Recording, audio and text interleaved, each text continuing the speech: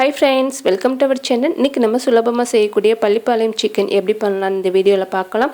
இந்த சிக்கனுக்கு அதிகமா மசாலா சேர்க்காம சிம்பிளா செய்யக்கூடிய சிக்கன் இது. கண்டிப்பா ட்ரை பண்ணி பாருங்க. இப்போ எப்படி பண்றதுன்னு பார்க்கலாம்.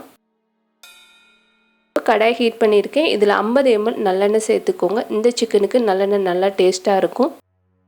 இது கூட 1 டீஸ்பூன் கடுகு சேர்த்துக்கலாம்.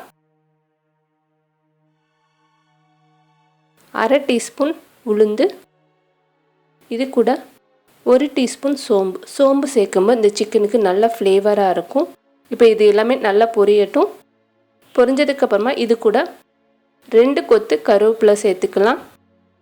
இப்போ கருவேப்பிலையும் பொரிஞ்சதுக்கப்புறமா 25 பட்டை வத்தல் எடுத்திருக்கேன். அதை கட் பண்ணிவிட்டு இந்த மாதிரி சீட்ஸ் எல்லாம் ரிமூவ் பண்ணிவிட்டு சேர்த்துக்கோங்க.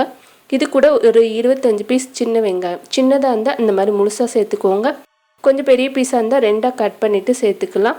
இப்போ இது ரெண்டையும் சேர்த்துட்டு நல்லா வதக்கிற போகிறோம். இதுக்கு மெயினே அந்த சின்ன வெங்காயம் பட்டை வத்தல் இதுதான் நல்லா டேஸ்ட்டு கொடுக்குறது. கொஞ்சம் அதிகமாக கூட சின்ன வெங்காயம் சேர்த்துக்கலாம்.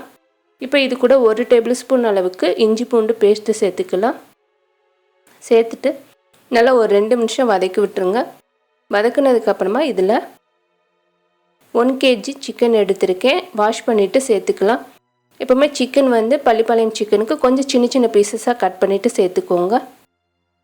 இப்போ இது கூட ஒரு 1/4 டீஸ்பூன் அளவுக்கு மஞ்சத்தூள் சேர்த்துக்கலாம். சிக்கனுக்கு தேவையான அளவுக்கு கல் உப்பு சேர்த்துட்டு நல்லா மிக்ஸ் பண்ணிடலாம். இந்த சிக்கனுக்கு தண்ணி எதுவுமே தேவைப்படாது. சிக்கனில் இருக்கிற தண்ணியே போதும். இப்போ இதை மூடி போட்டு ஒரு 5 நிமிஷம் ஹை ஃப்ளேமில் வச்சுருங்க. நல்லா சிக்கன்லேருந்து தண்ணி வெளிவர ஆரம்பிச்சிருச்சு.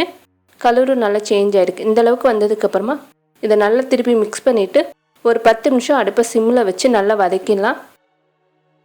ஒரு 10 நிமிஷம் நல்லா வேகும்போது நல்லா ஒரு 3/4 பதம் வெந்திருக்கும்.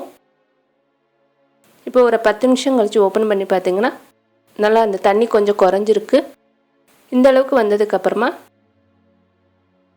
இது நீங்கள் கட் பண்ணிங்கன்னா கட் ஆகணும். இப்போ பார்த்தீங்கன்னா ஒரு 3/4 பதம் வெந்திருக்கு. இந்த டயத்தில் ஒரு 1/4 கப் அளவுக்கு தேங்காய் பீஸ் சேர்த்துக்கலாம்.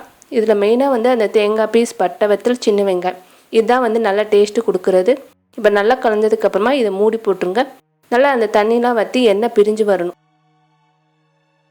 எந்த அளவுக்கு சுருளை வதக்குறீங்களோ அந்தளவுக்கு நல்லா டேஸ்ட்டு கொடுக்கும். இப்போ பார்த்திங்கன்னா நல்லா ஆயில் பிரிஞ்சு சூப்பராக பள்ளிப்பாளையம் சிக்கன் ரெடி ஆயிடுச்சு. இதுக்கு மேலே கொஞ்சமாக கருவேப்பிலை சேர்த்துக்கலாம். இந்த வீடியோ உங்களுக்கு பிடிச்சிருந்துச்சுன்னா லைக் பண்ணுங்கள், ஷேர் பண்ணுங்கள். மறக்காமல் நம்மளோட சேனலுக்கு சப்ஸ்கிரைப் பண்ணுங்கள். தேங்க்யூ.